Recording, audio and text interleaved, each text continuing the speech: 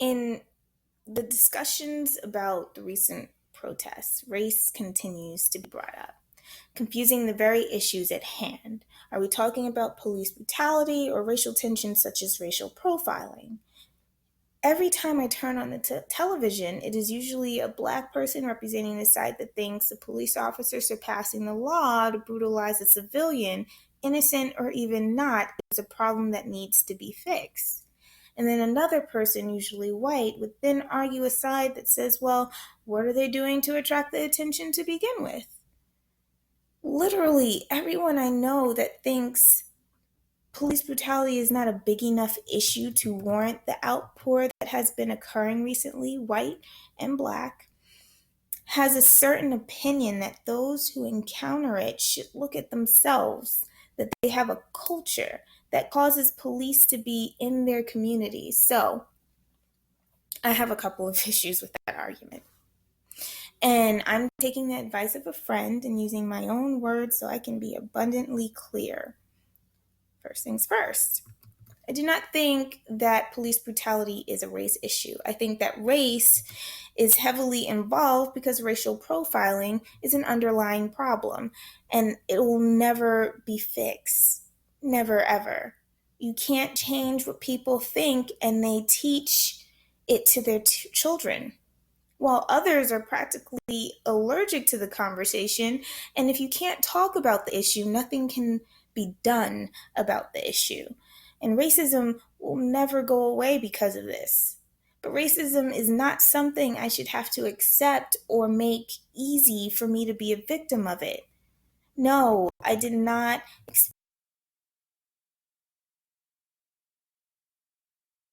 experience lynching.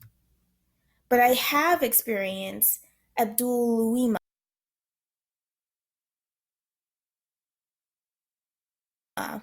if I'm saying his name right, Philando Castile,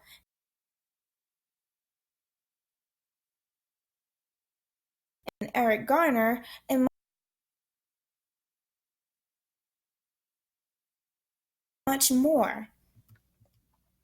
But I don't have to experience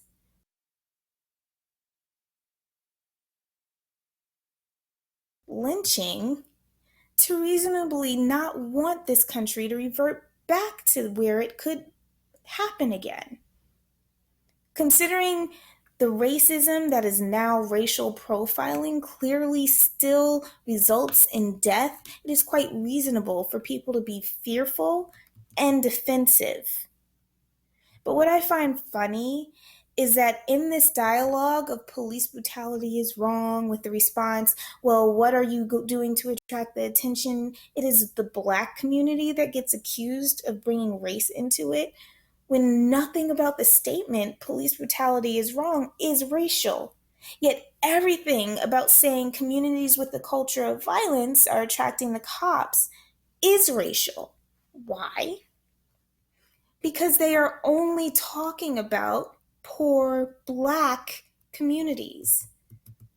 So when this segment of the conversation inevitably will come up because it's an obvious piece of what is going on, you cannot then excuse or dismiss the issue because you are uncomfortable talking about the issues of race classing in America. We all know that racial profiling happens. It has been proven time and time again. I even posted videos of it earlier today. And yes, some people overreact and accuse people of this offense when it's not true. And it's not because the accuser is lying, but because everybody accepts this notion of perception is reality and don't want to do the work to prove their perceptions with the facts at hand. I believe that certain race issues that we have today are superficial, and that if we take our heads out of our own asses, we would start seeing the facts and stop offending each other by either being dismissive, accusatory, or just blatantly racist. So if you want me and others to stop talking about racial profiling as a precursor to the discussion of police brutality in America, stop giving me a reason to believe that you would somehow justify things happening, the things that happened to Emmett Till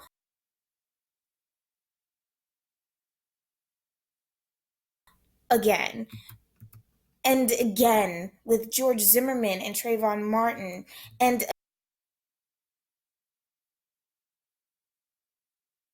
again with this latest issue of the guy shooting a kid that wasn't even on his property from the safety of his garage.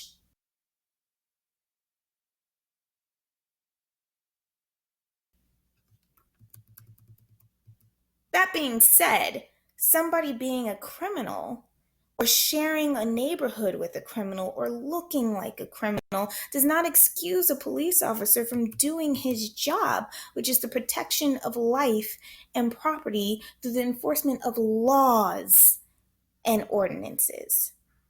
If a cop goes beyond the law, he or she has then become a criminal themselves, which deserves to be punished. But unfortunately, that does not happen, or rather, it rarely happens. Now, I'll tell you why this is so important. I'll give you the research behind it. This is America, and in America, every human has civil rights, even criminals.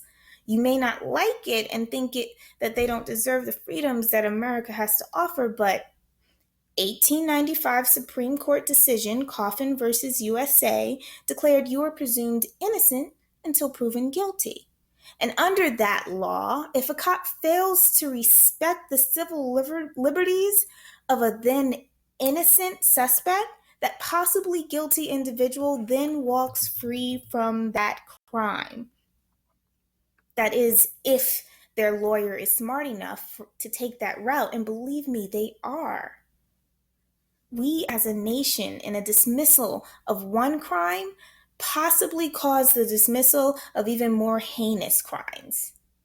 And speaking of cause of and effect, this dismissal has caused a rise in governmental sanctioned vigilantes, which are civilians going to a judge asking for the right to carry a badge and a gun for the sake of protecting their communities. Now, that sounds noble and all, but these people go through even less training than the questionable amount of training our police forces go through. Are we asking for another George Zimmerman? I mean, we already got one, but we're asking for them to be licensed now? Dismissal of police being poorly trained and ineffective also causes innocent people, such as Sandra Bland, Freddie Gray, Autumn Steele, Tommy McLean, Caprice Haley, Philando Castile, and I can go on.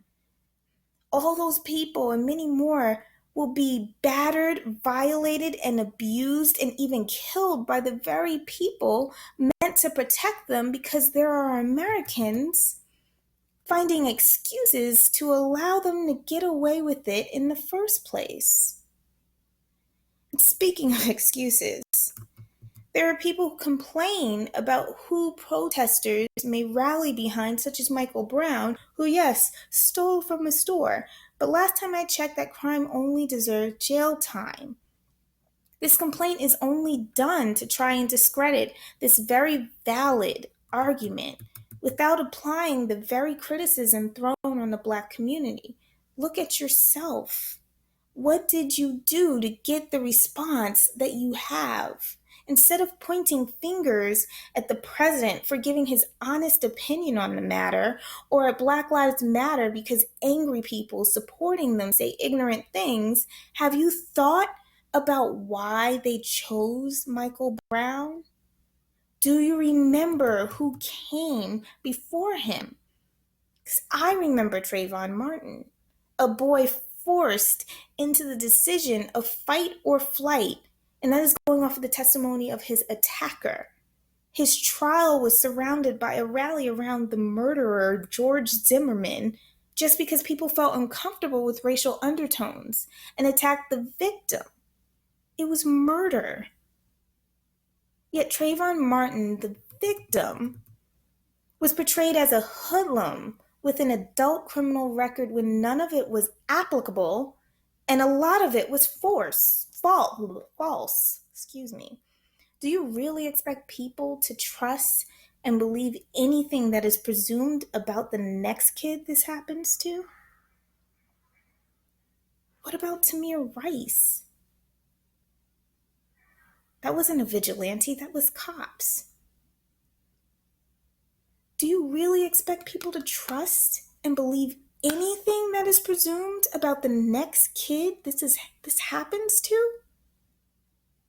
Has anyone thought of the possibility that there wouldn't be such an uproar about officer presence in Black communities if police brutality didn't exist in the first place? Yes, racially profile me all you want. At least I'll live to press charges on the civilian or police officer that would slander me. How would you react if you knew that no matter how good your character is, you will be dragged in the mud with stereotypical lies just because it is easy for others to apply those lies? And societal actions prove that it will and can be done.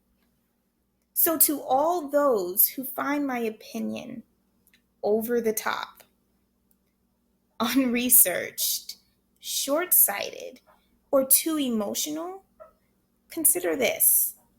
Imagine yourself walking down a deserted street in a very nice, a very safe neighborhood, comfortably. And you notice a police car on the street pull over, and you suddenly don't know if you're safe anymore. That isn't a reality, and not one that I want to live.